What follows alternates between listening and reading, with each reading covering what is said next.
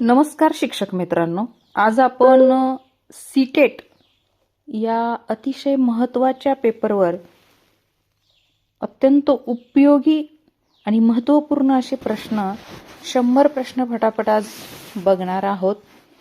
टीईटीचे प्रश्न वेगळे आणि सीटेटचे प्रश्न वेगळे. सीटेटच्या प्रश्नाचं स्वरूप कसं असतं हे सुद्धा आज आपण या व्हिडिओच्या माध्यमातून अभ्यासणार आहोत. चला तर मग वेळ न घालवता आज आपण बघणार आहोत सीटेटच्या तयारीसाठी अतिशय महत्त्वाचे असे प्रश्न 100 प्रश्न बघूया फटाफट. चला वेळ न घालवता बघूया प्रश्न पहिला. प्रश्न पहिला बघा, बालकाच्या विकासाचा मस्तकाधोगामी नियम काय दर्शवतो? बघा प्रश्न पुन्हा एकदा ऐका. बालकाच्या विकासाचा मस्तकाधोगामी नियम काय दर्शवतो? तर बघा मी सर्व पर्याय वाचत न बसता फक्त केवळ उत्तर वाचणार आहे, कारण आपल्याला 100 प्रश्न घ्यायचे आहेत. तर याचे योग्य उत्तर असणार आहे पर्याय क्रमांक बी, विकास डोक्याकडून पायाकडे होतो. विकास डोक्याकडून पायाकडे होतो. चला नेक्स्ट प्रश्न दुसरा. प्रश्न दुसरा बघा, जीन पियाजे यांच्या मते मूर्त क्रियात्मक अवस्था कोणत्या वयोगटासाठी असते? जीन पियाजे यांच्या मते मूर्त क्रियात्मक अवस्था ही कोणत्या वयोगटासाठी असते? तर याचं योग्य उत्तर असणार आहे पर्याय क्रमांक सी, 7 ते 11 वर्ष. नेक्स्ट पुढे बघूया. प्रश्न तिसरा. प्रश्न तिसरा बघा, लेव वायगोत्स्की यांच्या सिद्धांतानुसार बालकाच्या सुप्त विकासाचे क्षेत्र म्हणजे त्यालाच झेडपीडी म्हणजे काय? बघा झेडपीडी म्हणजे सुप्त विकासाचे क्षेत्र, बालकाच्या सुप्त विकासाचे क्षेत्र. लेव वायगोत्स्की यांच्या सिद्धांतानुसार बालकाच्या सुप्त विकासाचे क्षेत्र म्हणजे काय? बालकाने स्वतः केलेले कार्य, बालकाला मिळालेले गुण, बालकाची स्वतंत्र क्षमता आणि मार्गदर्शनाखाली केलेली कामगिरी यातील अंतर का शाळेचे वातावरण? तर बघा याचं योग्य उत्तर असणार आहे पर्याय क्रमांक सी, बालकाची स्वतंत्र क्षमता आणि मार्गदर्शनाखाली केलेली कामगिरी यातील अंतर. चला नेक्स्ट प्रश्न क्रमांक 4. समावेशक शिक्षणाचा मुख्य उद्देश काय? समावेशक शिक्षणाचा मुख्य उद्देश काय? तर याचे योग्य उत्तर असणार आहे सर्व मुलांना त्यांच्या क्षमतेचा विचार न करता एकाच वर्गात बसवणे. त्याला म्हणायचं सर्वसमावेशक किंवा समावेशक शिक्षण. नेक्स्ट प्रश्न क्रमांक 5. विद्यार्थ्यांमध्ये सृजनात्मकता वाढवण्यासाठी शिक्षकाने काय केले पाहिजे? विद्यार्थ्यांमध्ये सर्जनात्मकता वाढवण्यासाठी शिक्षकाने काय केले पाहिजे? तर याचं योग्य उत्तर आहे बहुविध विचारसरणीला प्रोत्साहन देणे. बहुविध विचारसरणीला प्रोत्साहन देणे. नेक्स्ट प्रश्न क्रमांक 6. डिस्लेक्सिया ही शिकण्यातील कोणती अडचण दर्शवते? बघा याच्यामध्ये गफलत होऊ शकते. डिस्ग्राफिया, डिस्कॅल्सिया आणि डिस्लेक्सिया असे जे शब्द आहेत यामध्ये थोडासा गोंधळ होऊ शकतो, म्हणून काय करायचं असे प्रश्न थोडेसे लक्षपूर्वक बघा. डिस्लेक्सिया ही शिकण्यातील कोणती अडचण दर्शवते? तर डिस्लेक्सिया ही वाचन आणि शब्द समजण्यातील अडचण, म्हणजे बीला डी म्हणणे किंवा डीला बी म्हणणे अशी जी अडचण आहे तर त्याला वाचन आणि शब्द समजण्यामधली अडचण त्याला म्हणायचं डिस्लेक्सिया.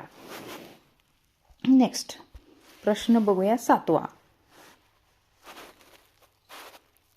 चला प्रश्न बघा, हॉवर्ड गार्डनर यांच्या बहुबुद्धिमत्ता सिद्धांतानुसार स्वजाणीव असणाऱ्या व्यक्तींमध्ये कोणती बुद्धिमत्ता असते? बघा प्रश्न काय म्हणलेला आहे, हॉवर्ड गार्डनर यांच्या बहुबुद्धिमत्ता सिद्धांतानुसार स्वजाणीव असणाऱ्या व्यक्तींमध्ये कोणती बुद्धिमत्ता असते? तर बघा याचं योग्य उत्तर आहे पर्याय क्रमांक बी, अंतर्व्यक्तिगत. काय असते? अंतर्व्यक्तिगत.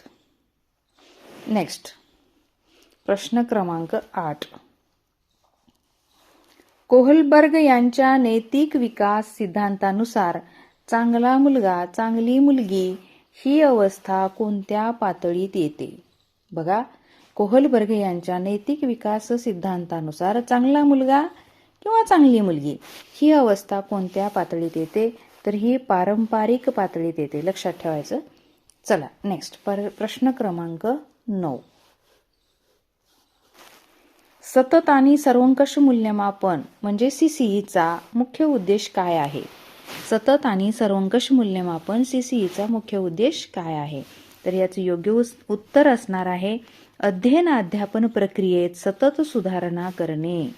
अध्ययन अध्यापन प्रक्रियेत सतत सुधारणा करणे. नेक्स्ट, चला प्रश्न क्रमांक 10. बालकेंद्रित शिक्षणात शिक्षकाची भूमिका कोणती असते? बालकेंद्रित शिक्षणात शिक्षकाची भूमिका कोणती असते? तर याचे योग्य उत्तर आहे बी, मार्गदर्शक सुलभकाची. नेक्स्ट, प्रश्न क्रमांक 11. स्कॅफोल्डिंग ही संकल्पना कोणी मांडली? स्कॅफोल्डिंग ही संकल्पना कोणी मांडली? तर याचे योग्य उत्तर आहे लेव वायगोत्स्की. नेक्स्ट, प्रश्न क्रमांक 12. आता प्रश्न क्रमांक आला बघा मागच्यासारखा. डिस्कॅल्क्युलिया. बघा, डिस्कॅल्क्युलिया ही अक्षमता कशाशी संबंधित आहे? तर बघा, मगाशी होतं डिस्ग्राफिया, डिस्लेक्सिया आणि डिस्कॅल्क्युलिया. बघा, तर याचं योग्य उत्तर असणार आहे गणितीय गणना, त्याला म्हणायचं डिस्कॅल्क्युलिया. नेक्स्ट, प्रश्न क्रमांक 13. विद्यार्थ्यांमध्ये आत्मसन्मान आणि अभिप्रेरणा वाढवण्यासाठी शिक्षकाने काय करावे? विद्यार्थ्यांमध्ये आत्मसन्मान आणि अभिप्रेरणा वाढवण्यासाठी शिक्षकाने काय करावे? तर याचे योग्य उत्तर आहे सकारात्मक अभिप्राय द्यावा. शाबाश असं म्हणायला पाहिजे. नेक्स्ट, प्रश्न क्रमांक 14. भाषिक विकासाचा हा सिद्धांत कोणी मांडला? लॅड हा सिद्धांत कोणी मांडला? म्हणजे लँग्वेज ॲक्विजिशन डिव्हाइस हा सिद्धांत कोणी मांडला? तर याचं योग्य उत्तर असणार आहे नोम चॉमस्की. नेक्स्ट, प्रश्न क्रमांक 15. प्राथमिक शिक्षणात मातृभाषेचा वापर का महत्त्वाचा आहे?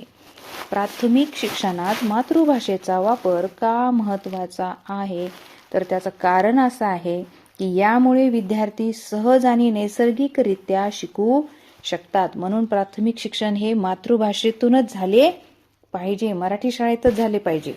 पण आता सध्या म्हणजे सगळ्याच लोकांना इंग्रजी शाळेचं फॅड लागलेलं आहे. असो, चला नेक्स्ट, प्रश्न क्रमांक 16. अध्ययन अनुकरण हा सिद्धांत कोणी मांडला? अध्ययन अनुकरण हा सिद्धांत कोणी मांडला?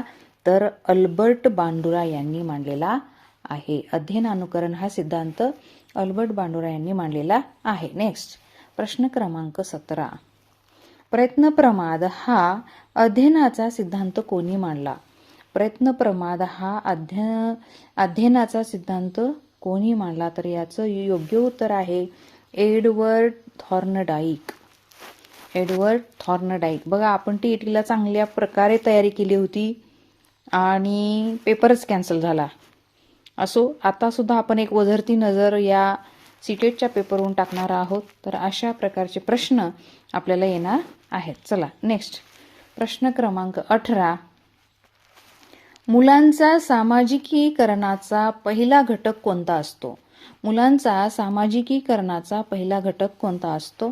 शाळा, कुटुंब, मित्रपरिवार, प्रसार माध्यमे. तर याचं योग्य उत्तर आहे कुटुंब. कुटुंब हे पहिलं घटक आहे. नेक्स्ट, प्रश्न क्रमांक 19. ADHDचा पूर्ण विस्तार काय आहे? ADHDचा पूर्ण विस्तार काय आहे? Attention deficit hyper activity disorder. तर याचं योग्य उत्तर असणार आहे बघा पर्याय क्रमांक ए. नेक्स्ट, प्रश्न क्रमांक 20. विद्यार्थी वर्गात प्रश्न विचारत असतील तर शिक्षकाने काय करावे? अशा आपल्याला प्रयोजनात्मक आणि उपयोजनात्मक असे प्रश्न आपल्याला सीटेटला जास्तीत जास्त विचारलेले असतात. विद्यार्थी वर्गात प्रश्न विचारत असतील तर शिक्षकाने काय करावे? बघा, खूप गंमतशीर उत्तर आहे. त्यांना वर्गाबाहेर पाठवावे, प्रश्न विचारण्यास मनाई करावी, प्रश्न विचारण्यास प्रोत्साहन द्यावे, तासाच्या शेवटी भेटायला सांगावे. तर याचं योग्य उत्तर काय आहे? प्रश्न विचारण्यास प्रोत्साहन द्यावे. नेक्स्ट, प्रश्न क्रमांक 21. ज्ञानरचनावाद कशावर भर देतो? ज्ञानरचनावाद कशावर भर देतो? शिक्षकाच्या व्याख्यानावर, विद्यार्थ्याच्या स्व अनुभवातून ज्ञान निर्मितीवर. पर्याय क्रमांक ब, विद्यार्थ्याच्या स्व अनुभवातून ज्ञान निर्मितीवर. चला नेक्स्ट, प्रश्न क्रमांक 22 आला बघा. डिस्ग्राफिया म्हणजे काय? मगाशी म्हणलं होतं मी तुम्हाला, डिस्कॅल्सिया आणि डिस्ग्राफिया आणि डिस्लेक्सिया असे जे प्रश्न आहेत यामध्ये थोडासा गोंधळ होऊ शकतो, म्हणून असे प्रश्न आपल्याला ह्या सीटेटमध्ये गोंधळ घालणारे आहेत. तर डिस्ग्राफिया म्हणजे काय? तर डिस्ग्राफिया म्हणजे लिहिण्यात अडचण. चला, प्रश्न क्रमांक 23.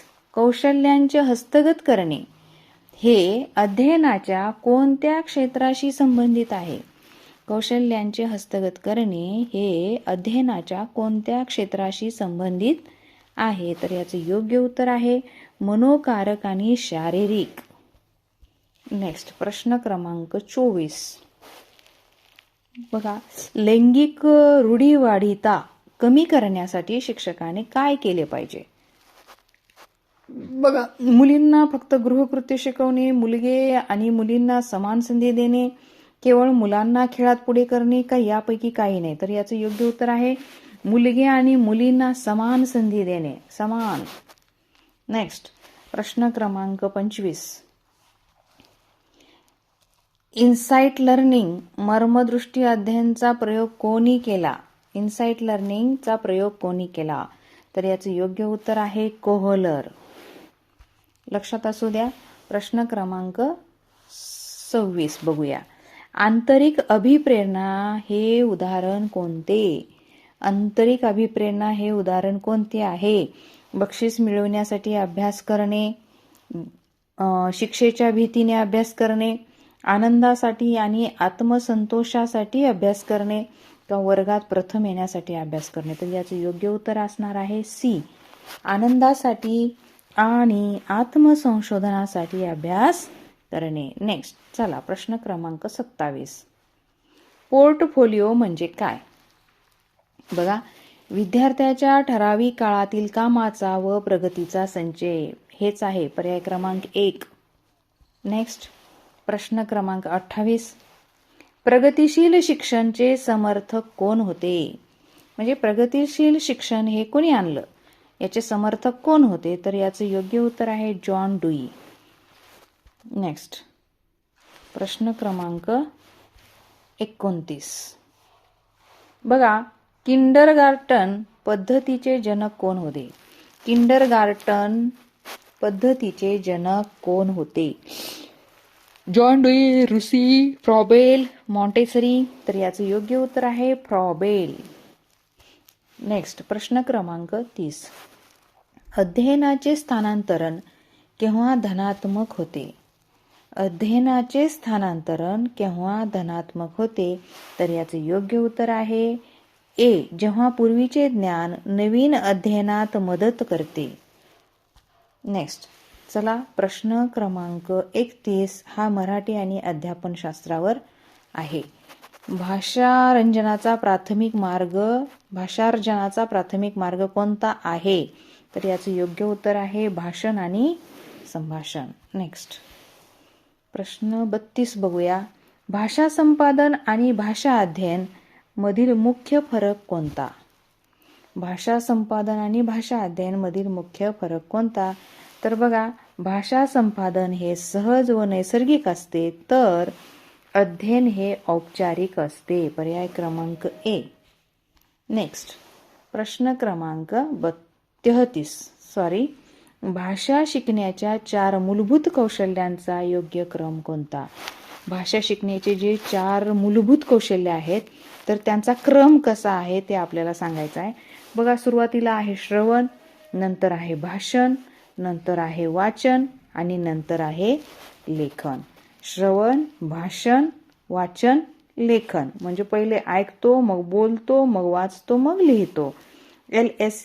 LSRW. नेक्स्ट प्रश्न क्रमांक 34. तोंडी परीक्षा हे कोणत्या मूल्यांकनाचे साधन आहे? तोंडी परीक्षा हे कोणत्या मूल्यांकनाचे साधन आहे? आकारिक मूल्यमापन. चला नेक्स्ट प्रश्न क्रमांक 35. सुगम वाचन म्हणजे काय? बघा सुगम वाचन म्हणजे काय, तर अर्थ समजून वेगाने व योग्य उच्चारासह वाचणे. अर्थ समजून वेगाने आणि योग्य उच्चारासह वाचणे, त्याला म्हणायचं सुगम वाचन. छान. चला प्रश्न क्रमांक 36. भाषिक समृद्ध वातावरण म्हणजे काय? भाषिक समृद्ध वातावरण म्हणजे काय, तर याचं योग्य उत्तर असणार आहे बघा, विद्यार्थ्यांना भाषेचा वापर करण्याची भरपूर संधी असणे, त्याला म्हणायचं भाषिक समृद्ध वातावरण. नेक्स्ट प्रश्न क्रमांक 37.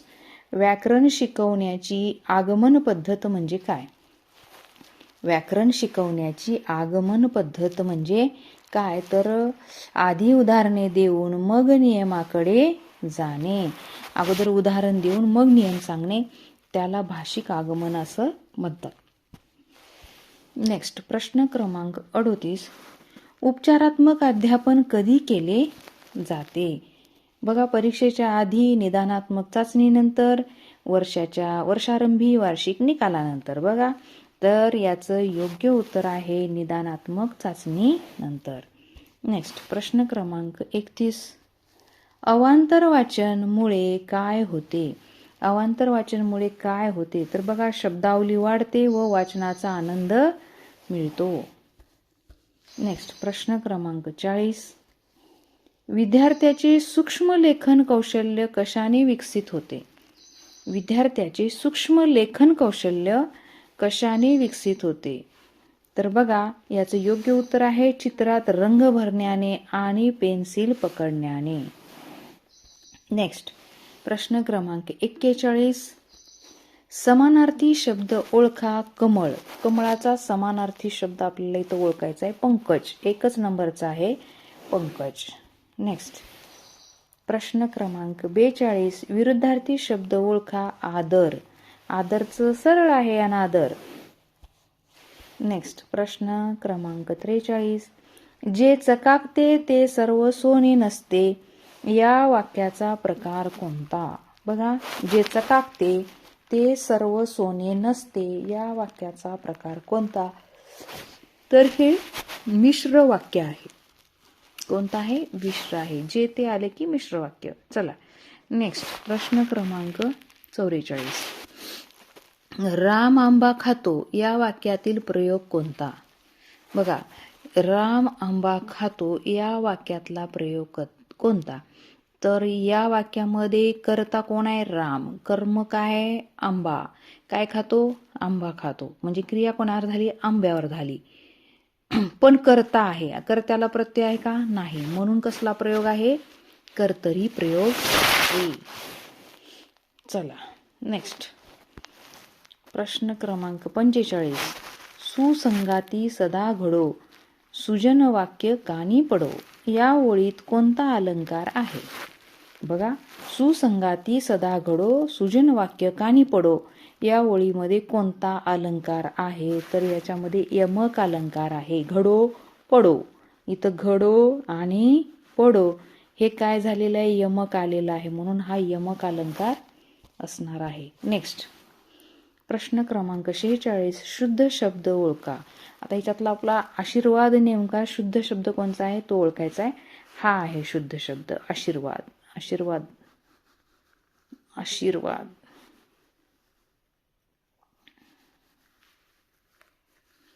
हा शुद्ध शब्द आहे. बऱ्याच जणांची गफलत होते, आशीर्वादला पहिली वेलांटी लिहितात आणि त्यामुळे ते चुकतं. चला प्रश्न क्रमांक 47. पायरीवर ठेवणे या वाक्याचा अर्थ काय? पायरीवर ठेवणे म्हणजे योग्य ती जागा दाखवून देणे, लायकी दाखवणे, त्याला म्हणतात पायरीवर ठेवणे. चला नेक्स्ट प्रश्न क्रमांक 48. ज्याला कोणी शत्रू नाही असा या शब्दसमूहाबद्दल एक शब्द कोणता? अजात शत्रू. ज्याला शत्रू नाही त्याला अजात शत्रू म्हणतात. चला प्रश्न क्रमांक 49. विद्वान या शब्दाचे स्त्रीलिंगी रूप काय? विद्वान. तर बघा विदुषी, विद्वानी, विद्वत्ता, विद्वानीन. बघा तर याचं योग्य उत्तर असणार आहे विदुषी. तुम्ही म्हणाल कसे विद्वानी होईल का? नाही होणार. विद्वान, विदुषी. चला नेक्स्ट प्रश्न क्रमांक 50. सूर्य या शब्दाचा समानार्थी शब्द कोणता नाही? आता इथं काय म्हणलंय? समानार्थी शब्द नसलेला विचारलंय. भानू, रवी, शशी, दिनकर. बघा आता इथे शशी म्हणजे काय आहे? चंद्र आहे. शशीला काय म्हणतात? चंद्र. मग हा आहे का सूर्याचा समानार्थी शब्द? नाही. म्हणून काय येईल? पर्याय क्रमांक सी. नेक्स्ट आता बघा इथं आपल्याला गणिताचा भाग दिलेला आहे, गणित आणि अध्यापनशास्त्र. पण त्याची जी पॅडॉगॉजी आहे ती आपण बघूया, अध्यापनशास्त्र बघूया काय आहे ते. गणितात निदानात्मक चाचणी कशासाठी वापरली जाते? तर गणितातील संकल्पनामधील अडचणी व त्रुटी शोधण्यासाठी. नेक्स्ट प्रश्न क्रमांक 52. व्यान हिले यांचा सिद्धांत कशाच्या विकासाशी संबंधित आहे?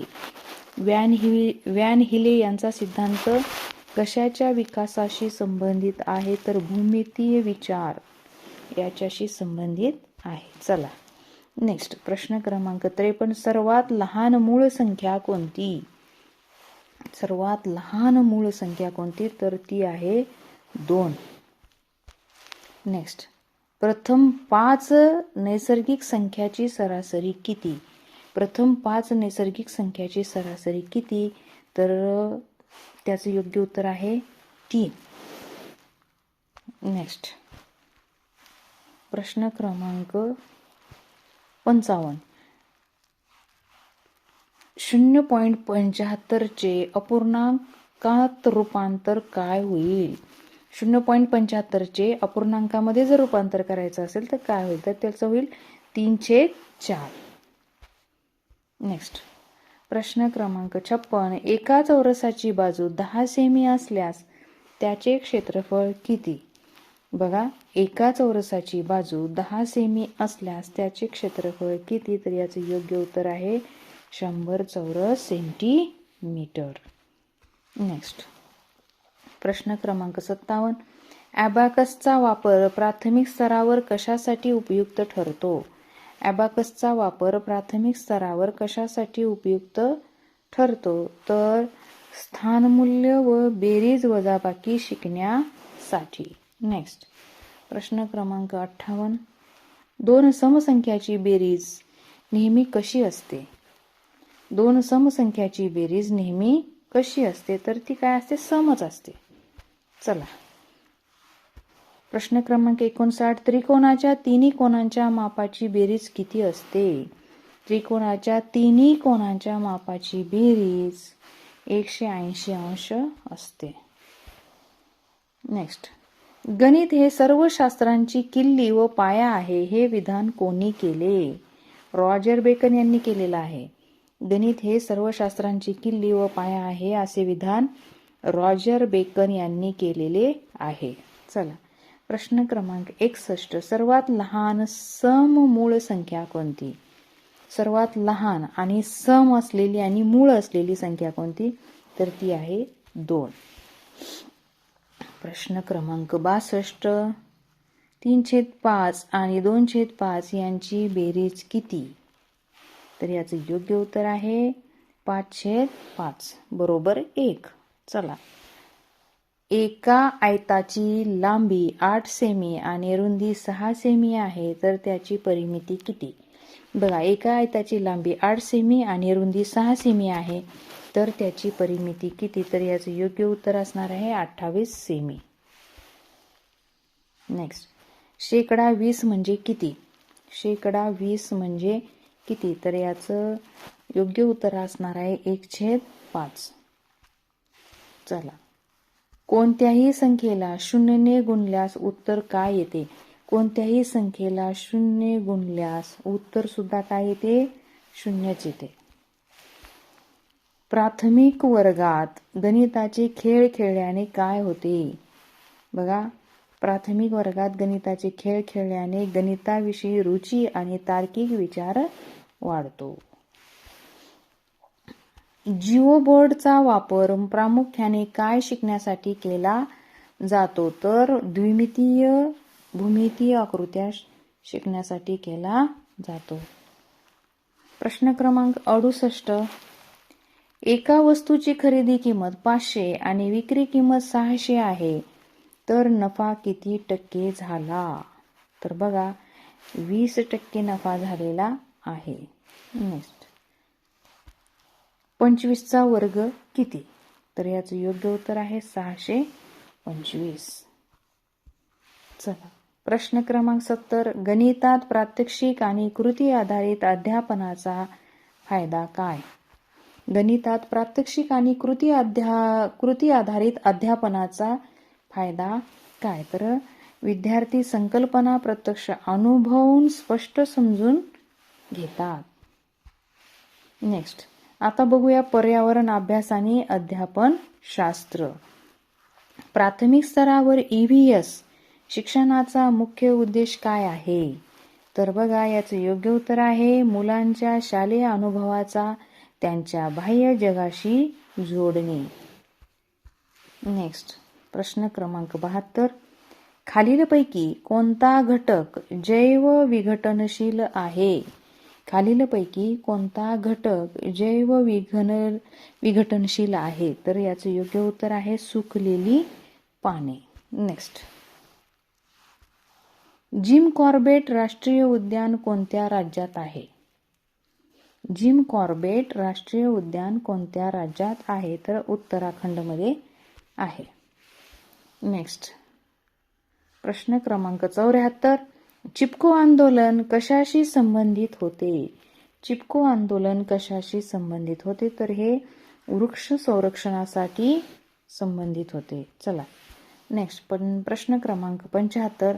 काझीरंगा राष्ट्रीय उद्यान कशासाठी प्रसिद्ध आहे?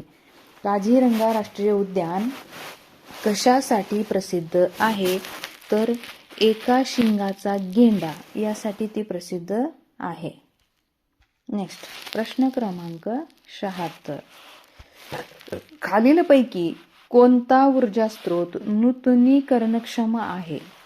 बघा, खालीलपैकी कोणता ऊर्जा स्रोत नूतनीकरणक्षम आहे? तर याचं योग्य उत्तर आहे सौर ऊर्जा. नेक्स्ट, प्रश्न क्रमांक 77. ओझोन थर वातावरणाच्या कोणत्या थरात आढळतो? ओझोनचा थर वातावरणाच्या कोणत्या थरात आढळतो? तर स्थितांबर. नेक्स्ट, प्रश्न क्रमांक 78. ऍसिड रेन प्रामुख्याने कोणत्या वायूच्या प्रदूषणामुळे होतो? ऍसिड रेन प्रामुख्याने कोणत्या वायूच्या प्रदूषणामुळे होतो? तर याचं योग्य उत्तर आहे सल्फर डायऑक्साईड आणि नायट्रोजन डायऑक्साईड. नेक्स्ट, प्रश्न क्रमांक 79. EVSच्या वर्गात क्षेत्रभेटचे मुख्य उद्दिष्ट काय? EVSच्या वर्गात क्षेत्रभेटचे मुख्य उद्दिष्ट काय? तर याचे योग्य उत्तर आहे प्रत्यक्ष अनुभव मिळविणे. चला, नेक्स्ट, प्रश्न क्रमांक 80. CNGचे पूर्ण रूप काय? CNGचे पूर्ण रूप काय? याचे योग्य उत्तर आहे कॉम्प्रेस्ड नॅचरल गॅस, त्याला म्हणायचं CNG. नेक्स्ट, प्रश्न क्रमांक 81. खालीलपैकी कोणत्या जीवनसत्वाच्या अभावामुळे रातआंधळेपणा होतो?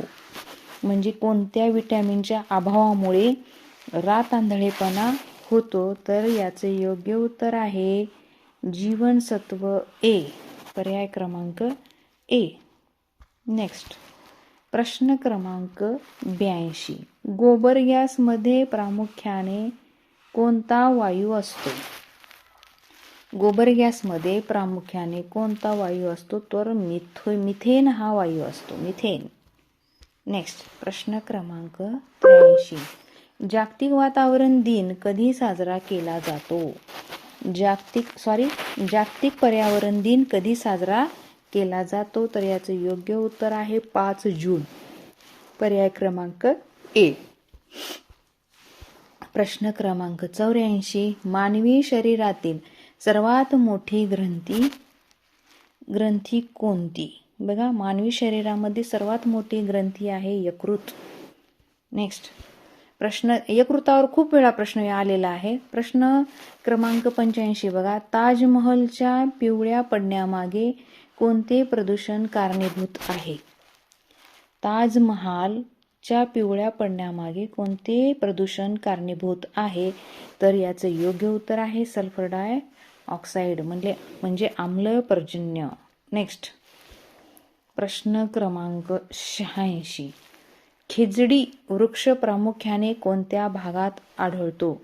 तर खेजडी वृक्ष प्रामुख्याने वाळवंटी प्रदेशात आढळतात. पर्याय क्रमांक ए. नेक्स्ट प्रश्न क्रमांक 87. डासचा प्रसार रोखण्यासाठी साचलेल्या पाण्यात काय टाकण्याचा सल्ला दिला जातो? तर बघा, तेल किंवा रॉकेल जर आपण टाकलं तर त्या पाण्यामधून काय होईल? डासचा प्रसार तिथं होणार नाही. नेक्स्ट प्रश्न क्रमांक 88. खालीलपैकी कोणता प्राणी अंडी देतो? बघा, खालीलपैकी कोणता प्राणी अंडी देतो? तर प्लेटिप्स हा प्राणी काय करतो? अंडी देतो. गाय डायरेक्ट जन्मच देते, मांजर पण, कुत्रा पण, है ना. चला नेक्स्ट प्रश्न क्रमांक 89. रेड डाटा बुक कशाची नोंद ठेवतो?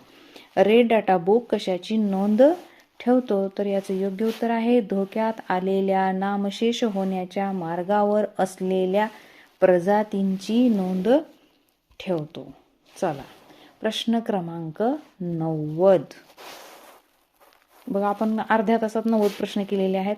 वर्मी कंपोस्ट खत कशाच्या साह्याने तयार केले जाते? वर्मी कंपोस्ट खत कशाच्या साह्याने तयार केले जाते? तर याचं योग्य उत्तर आहे गांडूळ. नेक्स्ट प्रश्न क्रमांक 91. सुंदरबन राष्ट्रीय उद्यान कोणत्या राज्यात आहे?